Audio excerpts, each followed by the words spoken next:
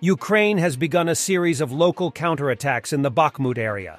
First, they pushed Russians to the canal in the south, and now they're attacking Russian positions near Bodanivka and Kromov Road.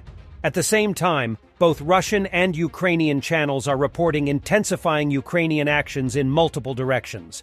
Russian Defense Ministry says that the general situation is under control, which means that local situations might not be under control at all. I suspect that these are diversionary attacks with both political and military goals. If Russia sends reserves to Bakhmut, they might decisively weaken other sectors. If they don't, there's a possibility of significant political humiliation. Both options are good for Ukraine. Ukrainian counteroffensive does seem to be a shift in the tone from Western and Ukrainian sources.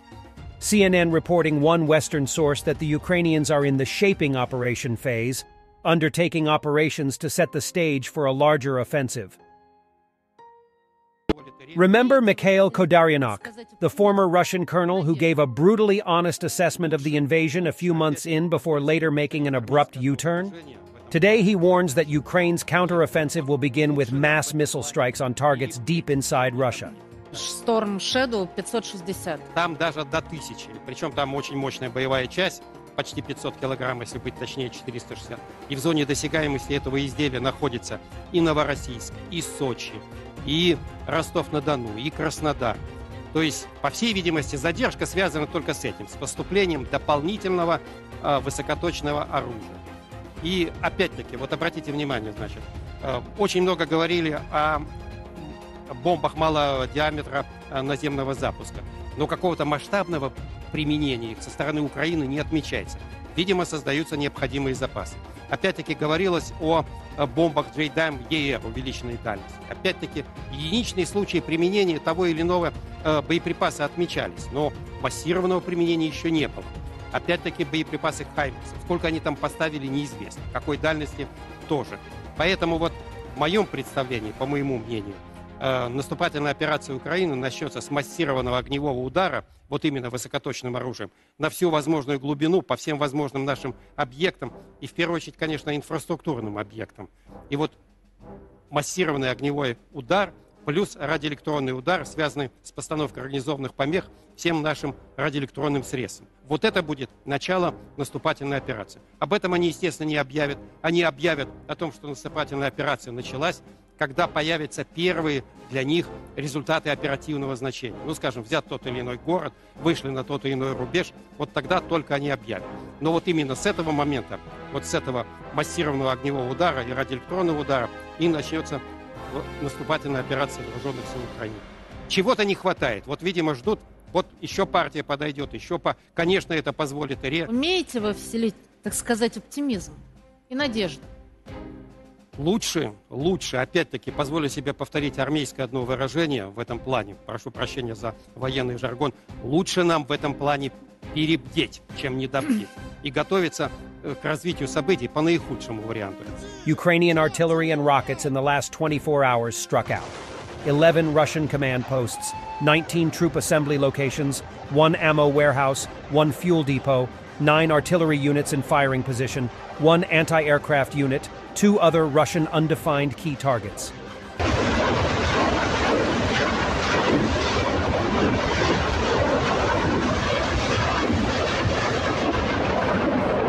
A strong fire in Dzerzhinsky, a suburb of Moscow near the area of a power plant.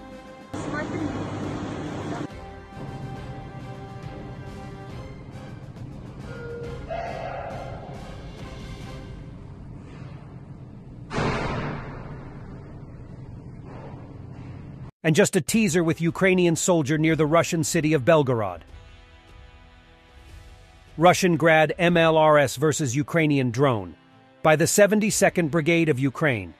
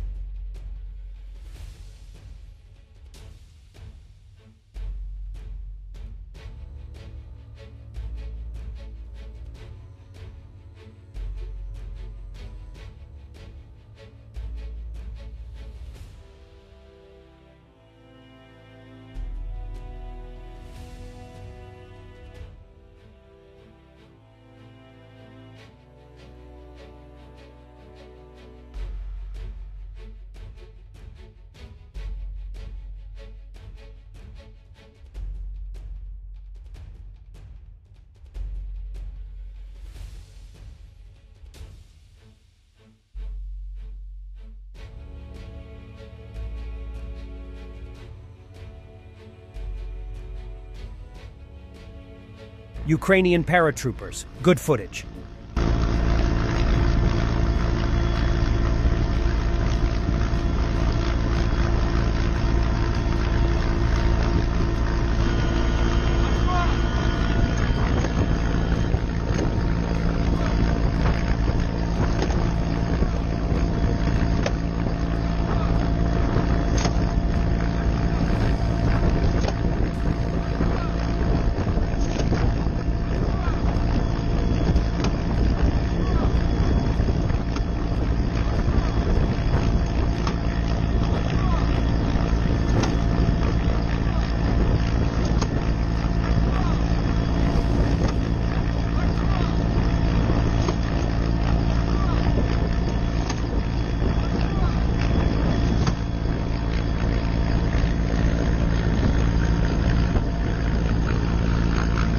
And this one is from Ignatius Ivlev York.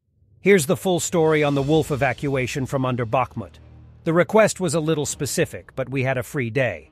And who would have thought that the wolves would be without muzzles, wouldn't fit in the cages, and would wake up en route?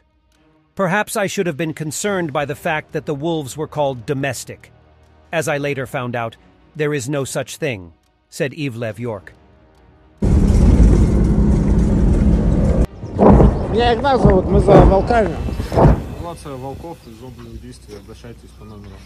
Это стропа, это вольф. Только чтобы они не проснулись, нам часа полтора ехать. Нет, тут никого не кусают? Кусают. Рэй, Вольф, стропа, всех взяли. Вот они, волки, собаки. В общем, волк проснулся, он уже тут с нами. Второй тоже проснулся. Слава богу, собака еще спит. Ох, еще 20 минут ехать. Ты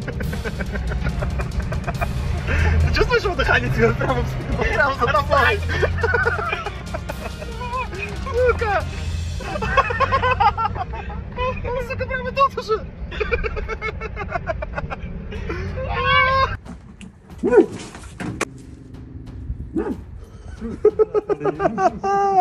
Есть, затягивай. Дома. Давай, на. Один есть. Вот, волков доставили, безопасность относительно. Это брат с сестрой.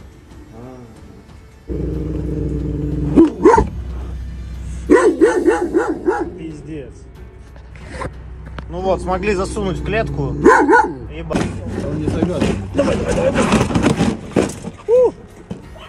Ну все, миссия выполнена. Ура. Успешно. Да, супер успешно все сделали, все завезли. Без проблем абсолютно. Thanks for watching, and don't forget to subscribe. Also, if you want to support Warthog Defense, please become our member and get early access to new videos, exclusive members-only videos, and become administrator in comment section. The membership link is in the description. Rescues every day. We had a guy last week, it's 6 rescues in 6 days. You know, he's doing the job every day.